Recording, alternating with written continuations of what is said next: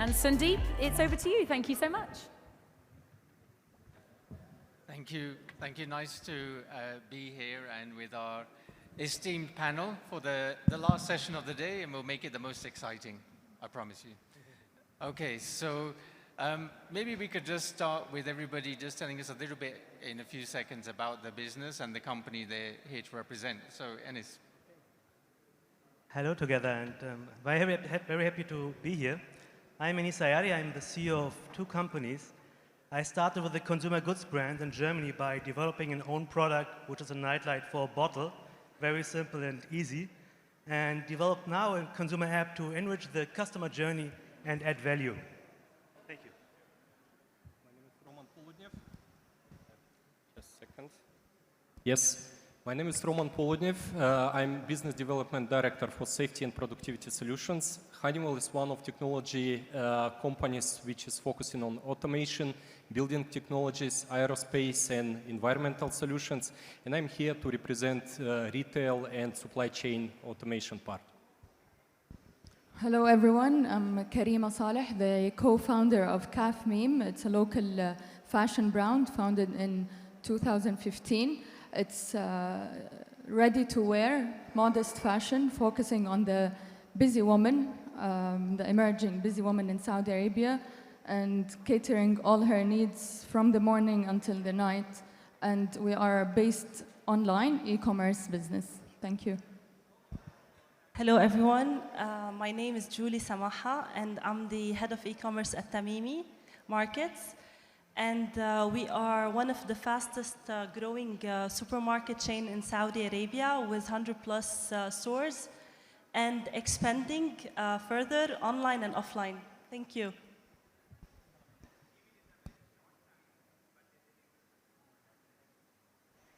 Assalamu alaikum warahmatullah. This is Sultan Al-Jeaid, Director of Caral, Freight Forwarding and Logistics Company. It's one of the most logistics and freight forwarding companies in Saudi Arabia and Gulf region and Middle East.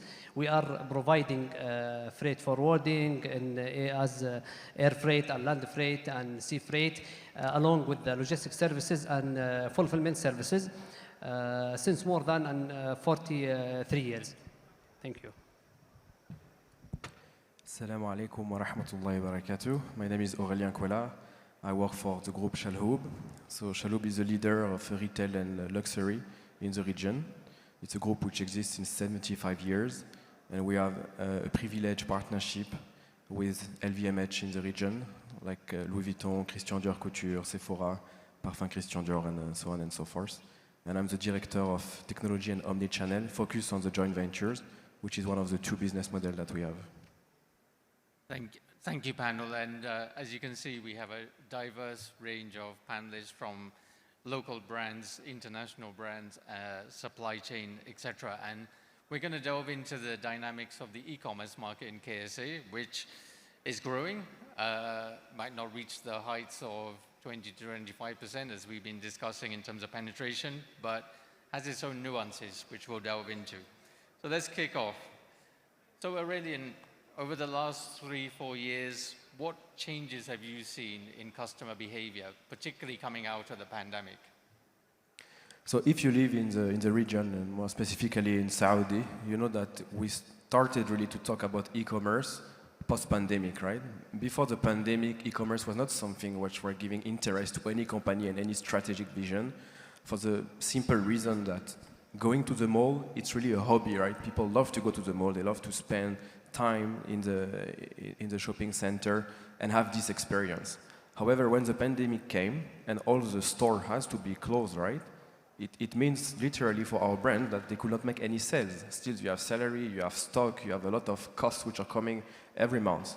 So everybody in a hurry tried to develop websites just to do sales. That was the primary reason.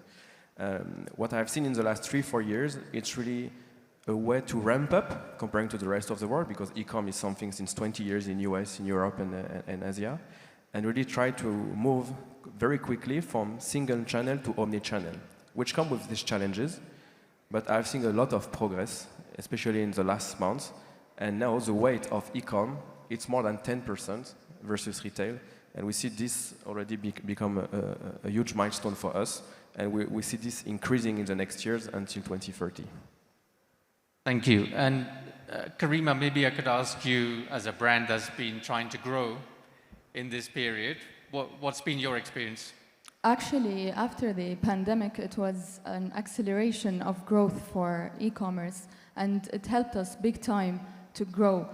I can speak also about the consumer behavior. Lately has changed. The customer became more aware of what they want. They became more sensitive for price, aware for comparison. They know what they want. They look for the best option, and that is something we need to work on, as well as the payment methods and the growth that also Samaha here in Saudi has supported to support the e-commerce, also helped with the payment options rather than the cash on delivery. Yeah, we've definitely seen a move away from cash, accelerated by the pandemic. But I wonder, Sultan, from a supply chain perspective, what have you seen? Because we encountered some big supply chain challenges during the pandemic. Correct. During the last 3 to 4 years, what we have seen, especially the people, they become more familiar with the terms of the supply chain. They were, some of people, they don't know what is the phases that going or goes through the supply chain in e-commerce especially. For example, one of the things that restructures in the field of the supply chain logistics, the cash on delivery. They stopped the cash on delivery, and they found alternative, or they bought alternative way of paying by Visa or link to send it to the customer that he can pay. And also emerging a new applications with the new variety of products, not like some of the applications, they are just delivering meals and food or whatever. They did a variety of products and items after they tested the market, especially in the pandemic period.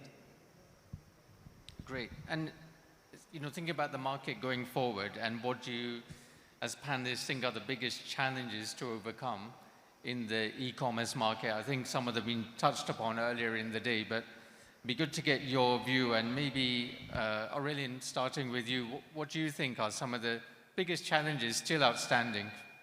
So I think there is many challenges, but one which is still striking me, so just to put things on perspective, we're working with very important brand on fashion and beauty side, right, coming with a global footprint.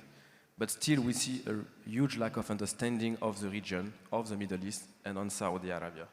And it starts with the language. So I'm French, I grew up in France, but I'm trying to do the effort to learn Arabic language and to understand the specificity of the language.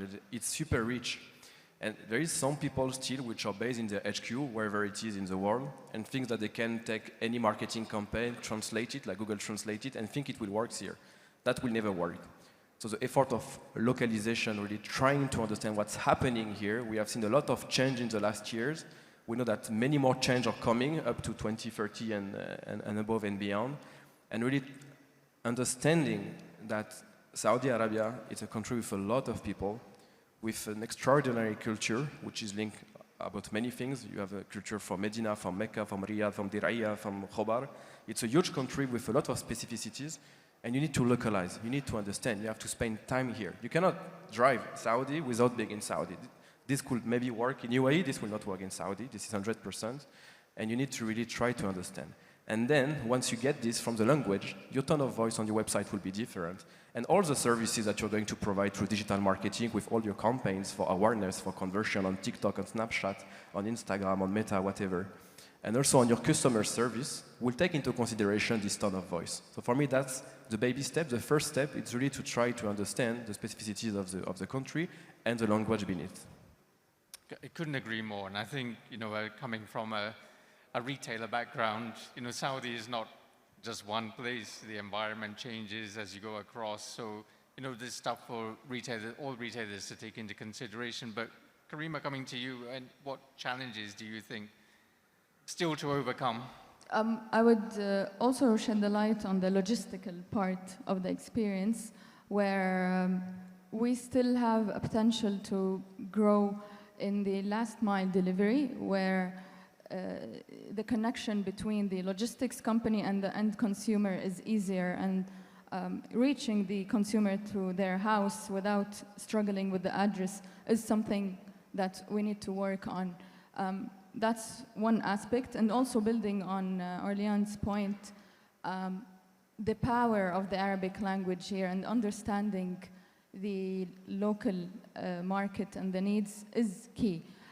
Just changing the dialect between, for example, Riyadh and Jeddah is key in communicating with the customers. So having this deep understanding for the consumer is crucial.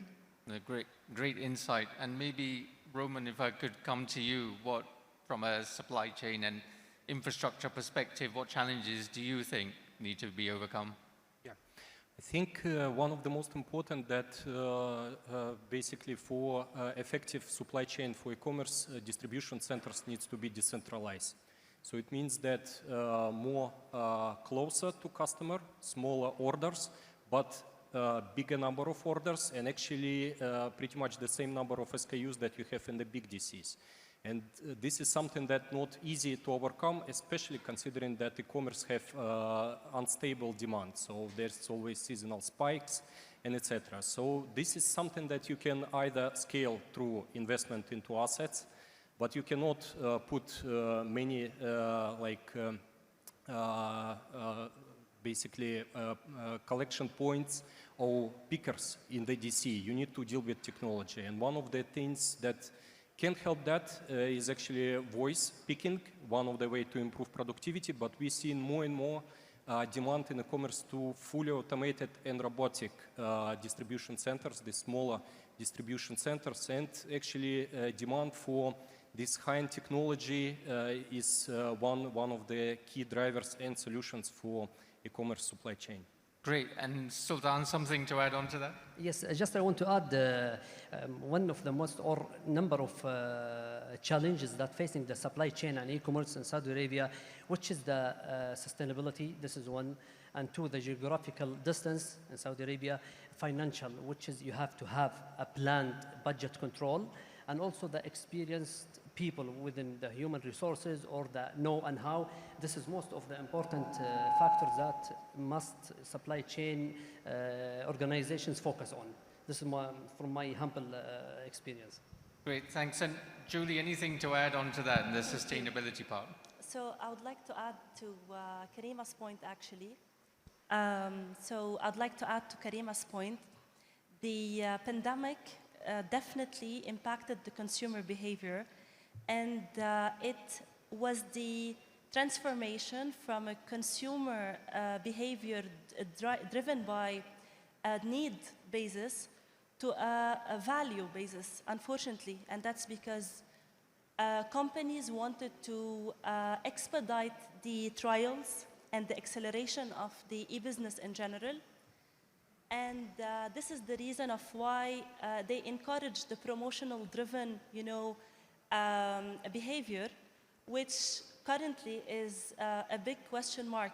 Will the customer and will the companies specifically be able to sustain with this kind of, very challenging aspect? I don't think so, especially when it comes to companies with very tiny margins like ours. So I think it's the era today to focus on the experience-driven customer behavior instead, and to make it very fast so we don't risk any e-com sustainability business. Thank you. Yes, so very interesting. So moving from a discount culture to a more experienced culture. Yes, and absolutely. if I could stay with you, Julie, what do you see the role of government and policymakers in supporting and driving forward the e-commerce sector? A big role, actually. And here, from here, I would like to thank all the governmental institutions for all the support we are getting. One, I would say, data protection is the biggest area. Two is the support in funding a lot of logistic infrastructures and investing in it in order to take the delivery and the home delivery, specifically services, to another level. And this is gonna impact the service level and the customer experience positively very soon. And on the other side, I would say that all the efforts that they're putting together to invest in tech companies, invest through PIF or other entities in, to support the other small businesses and as well fast-growing businesses is very much required, and we're seeing it happening anyway. And the last point, when it comes to the Saudi workforce, back to as well your point, when we feel that, yes, we are all together now competing on the best talent, but the talents available in the markets are not sufficient to support the rise of the e-commerce, and that's where the government has a big role to play in order to raise awareness on the importance of studying majors related to IT, tech, e-commerce, so they can, raise the entrepreneurship mindset in these generations and support definitely the rise of the e-com in Saudi. And so, not just e-com, but I guess retail overall, Absolutely. and driving Absolutely. retail as a career. Absolutely. Yeah. Excellent. So, thinking about cross-border commerce, I think again it's come up earlier today, and I've heard a number of things said about people like Shein, for example. So there was a recent report by Mukatafa where they said cross-border commerce accounts for 59% of all e-commerce revenue in the kingdom. So maybe if I could come to Karima first, why do you think customers are going to cross-border sellers? Okay, again, also mentioning the customer awareness, the reach and the availability of other options is very easy. So comparing price, quality, variety, I would say variety is something very important, still need to grow here in the region. So here also I would build on Julie's point where we need to support local brands to have a variety of different products so the local consumer can choose the local brand instead of the international brands. We would focus on the quality, on the price, on the same-day delivery, maybe helping the local brands to lower the cost, the operational cost, would help us reduce the prices where we can, it can be maybe fair competition with international brands. And also, maybe speaking about the marketplaces, as a local emerging brand being on a marketplaces, also we need the focus and the support from these local, from these marketplaces to the small local brands so we can grow. There's a seed, we are seeds, but if we don't water these seeds, they will never grow. I believe giving us the chance and the priority in the market here would definitely help the consumer choose local brands over international ones. No, excellent. And from what you're saying, lots of opportunity actually within KSA to take some of this cross-border market share if you get the right support. Great opportunity. Yeah. Actually, the previous panel, no one wanted to go global because just the Saudi market is enough. All the international brands and Shein, they're coming to the Saudi market. Why? Because the Saudi market is the market. Yeah. So we would have the priority to serve this market rather than the global ones. Great. Aurelian, I wonder if you have a perspective on this. So related to the luxury market, actually I don't see a nice future for cross-border. So whatever percentage you have now, it will decrease big time in the coming years for a few reasons. Number one, the Middle East market is complex as Saudi, right? there's a lot of family business, which is not common in the rest of the world. So the way to treat and to make decisions is very different here. Number two, with what happened very recently in the Middle East, we already notice change in the customer behavior with people having the willingness to go more local, more independent, and have alternatives to huge corporations coming from US or Europe, for example. And I really think, and number three is that, unfortunately, the reality is that why we still have a lot of cross-border, I'm talking about luxury retail, is that we still have a lot of prestigious company, unfortunately, who still doesn't have a local presence. So they have a French website, a UK website, an American website. They don't even bother to translate it, and then they sell, right? So what we have seen in the last months and the last years is that the development of a company like Unas, like Nemshi, like Farfetch, just to name a few, right?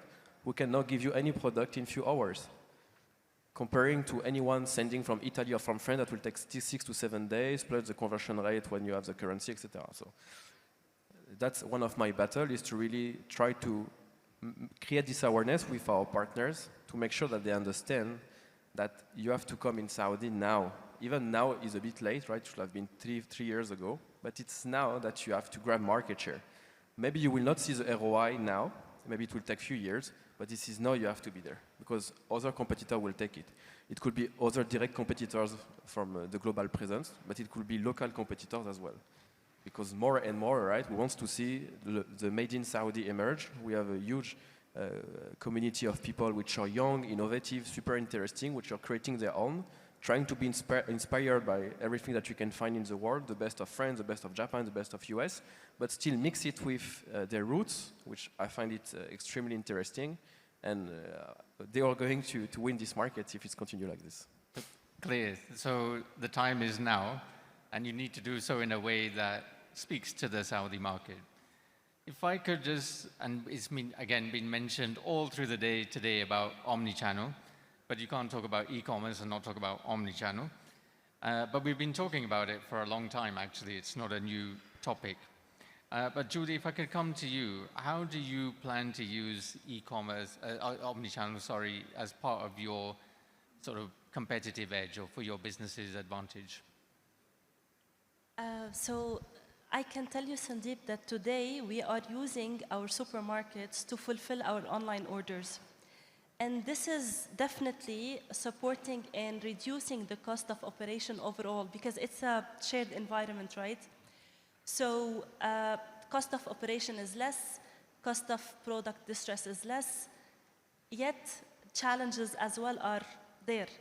So at our best ratios, we couldn't reach more than 90% fill rate, and this is everywhere. And that's because the inventory is shared on ground between the walk-in customer and the online picker who's picking from the same shelf. Now, another challenge is always there when it comes to, for example, aisles that might not support the picking speed. So the lead time of the picking might be impacted because the picker needs to wait for the consumer, the walk-in customer, to finish his shopping and then starting at the same shelf or aisle, which is impacting somehow the overall numbers.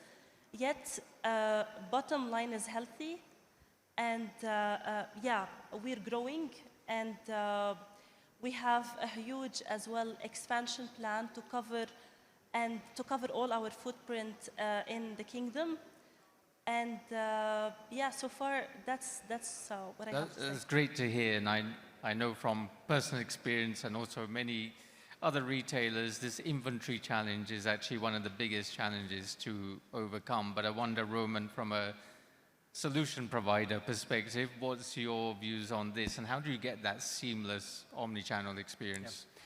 Fully agree with Julie, because definitely in this case, your store turns into a warehouse, and you need the same accuracy as your WMS, warehouse management system, deliver in the store, which is possible only if you invest a lot into sophisticated POS system that will allow this functionality. However, there is another way.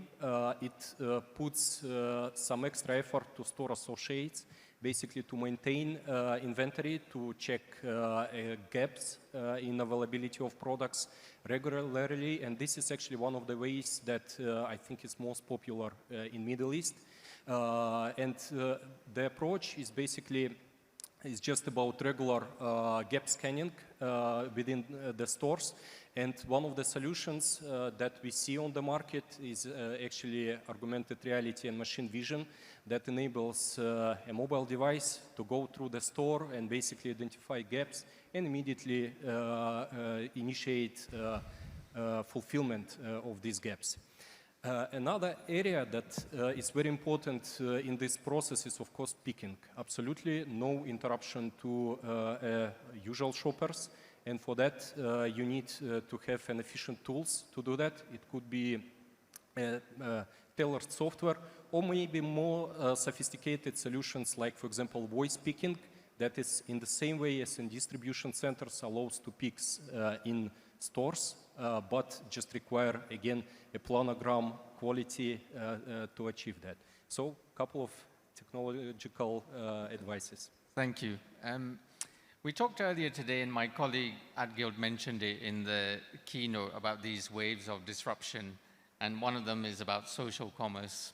So being able to use platforms like TikTok and Instagram, Snapchat as actually retail channels to market. I think I've seen some figures recently, it's worth $1.3 trillion globally this year and forecast to grow to about $8.5 trillion by 2030. And I wonder, Enis, as a direct-to-consumer brand, what do you see as the future of this and how do you plan to leverage it? Yeah, I think everybody here knows about the big players on the market who are coming, like Shein and Temu, how on TikTok their advertisement and getting the attention of the people. You have sometimes just 0.2 milliseconds to get the attention of the people. If not, they scroll to the next video, right? So you must know how to get the attention to sell your products. For example, I can try to sell you now this product and say, like showing you, putting it on a bottle and lighting up the bottle at night for your child to help you to find the bottle in the night. But it's already too late. I had just 1 second of attention for the people to show them the product and to get their attention. Impression costs money. In the retail business, we have the people who are coming around, going and coming and seeing products, and you're buying the position of the view. But in the social commerce, you need creators, you need influencers. We see the Ronaldo effect today or other things, but as a D2C brand who's bootstrapped, who has to find different ways because we are limited in cash, you being creative and you start thinking what you can do. You can add value.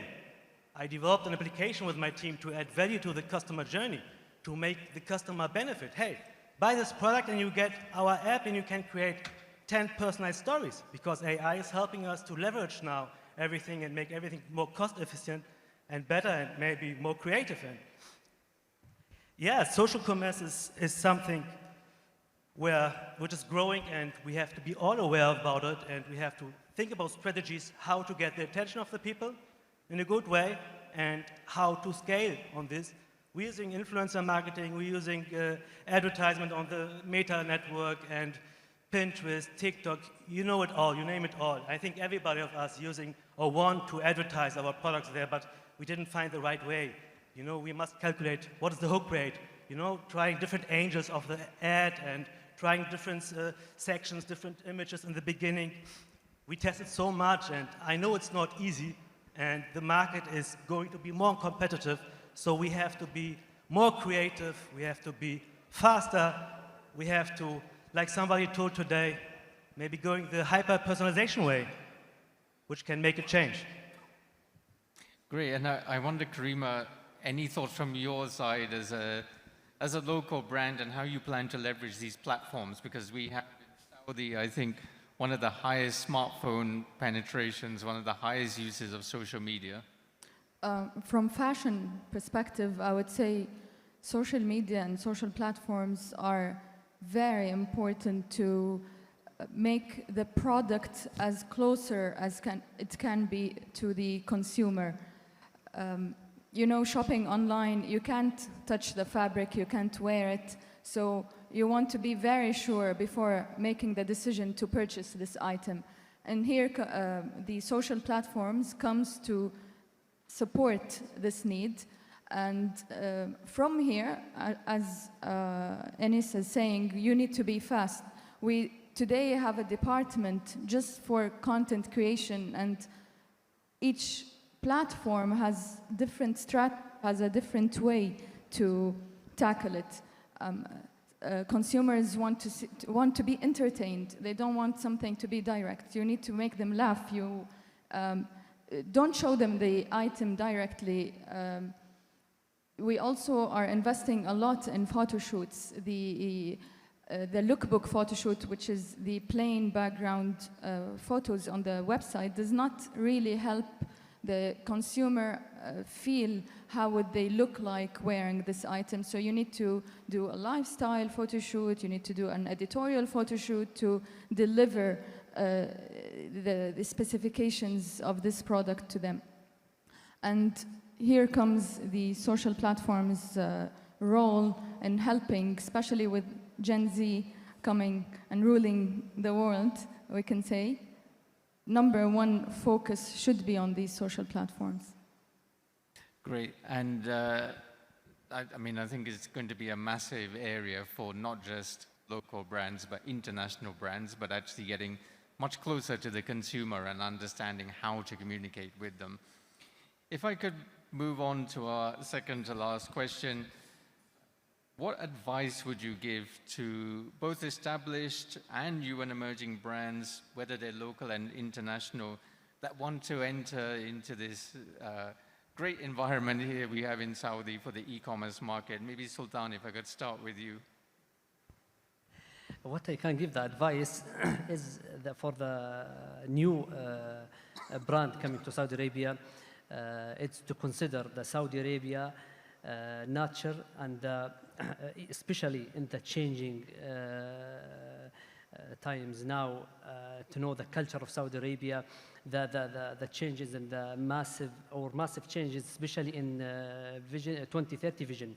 This is must to be considered, and to the quality of the product that's going to fulfill the customer requirements, to be satisfied and to be to high value of purchasing. From perspective as someone entering the market? Very good point, because I'm a German Amazon and direct-to-customer seller, so customers checking reviews before they buy essential products like consumer goods for kids, yeah? And if I check the Saudi market, you will see the reviews are much lower than in Europe. Where it comes from? It comes from the cheaper quality which the sellers are selling, yeah? And of course, we are here on the stage, are people who support quality, who support the supply chain. We help our people, we want to grow a good team, but we are playing in a market where we have competitors who live in their factories, who produce in their factories, and they're selling, and they get bad reviews, and they're selling the products and take our position. But anyway, this is the market, this is a competition. I mean, 5 years ago, I was selling bread from yesterday, old bread in Germany, and I had a competition. Next to me opened another one who sells bread. I said, hello, salam alaikum, happy to have you here. Competition is increasing potential of selling, because you can show that you are better, do it by providing added value, making better product pictures, better descriptions, better customer experience, post-purchase flow, upsells, downsells. I mean, we have to care about our customers, about the customer journey, and we have to play the retention game. Great. And Aurelian, what would be your advice to brands wanting to enter the market? So I think it will be to really understand what does it mean omnichannel, because the reality is that we see a lot of companies in the region which are having a multi-channel. It doesn't mean that you have a website and you have a store that you're omnichannel. It's not like trying to make different channels to a customer, but put your customer at the center. And then all the channels are just satellites all around. That's the key of omnichannel. So if you want to have a relevant omnichannel strategy, it all starts with a data strategy, because you want to collect those customer data and having a full view on all the customer data and the transactional data as well. Even more in the region, when we don't have still yet a marketing agency that can give you those information. The second point will be hyper-personalization. I'm fully aligned with Enis on this. Each customer not wants to live this experience that I'm unique, even more in the luxury sector, right? So the same experience they have in the Louis Vuitton store, they want to have it on the website, and they want to have both worlds being connected. So this will be key. And social commerce is definitely something that you need to look at in the region. But I will go a step above, which is communication commerce. Because with all those social media, all those social channels, and all of this evolving every day, tech is evolving too fast now, right? You need to have a layer, you need to have a tool in between to manage all those communication according to your objective. It could be awareness, it could be consideration, it could be conversion, it could be loyalty, but you have to be equipped to have this layer to manage all your channel of communication. Thank you. And final question to all the panelists. One word to describe the outlook and future for e-commerce in KSA. One word, Enis. Hyper-personalization. Thank you. Roman. Innovative. I would say inclusiveness. Transformation. Sultan. I can say as one word, 2030. And Aurelian. Customer centricity. Fantastic. Thank you to the panelists. Very insightful and exciting note to end on for the forum session. Thank you so much. Thank you. Thank you. Thank you. Thank you so much, Sandeep. Thank you, panelists. If I could ask you to just step forward. It's our last group photo of the day. And well done for getting everyone to do just one word. Fantastic. Never normally happens. Right, here we go. Here's our last group for today. And whilst we're just taking those photos, I'll obviously let you know what is happening tonight as well. Videographer's getting in nice and close. Ladies and gentlemen, that wraps up our day for today. It has been absolutely incredible. Thank you so much for being here with us. Now we know that you will be coming back tonight ready to celebrate some of the biggest names in KSA retail. You can join us. We'll be celebrating some noteworthy retail innovations, campaigns, ideas, design thinking, and so much more. So make sure you join us tonight at the Retail Emmy Awards KSA. Be back here for 7 p.m. This whole ballroom would have totally changed by then. And for now, please do allow me to take a chance to thank our sponsors once again. Without them,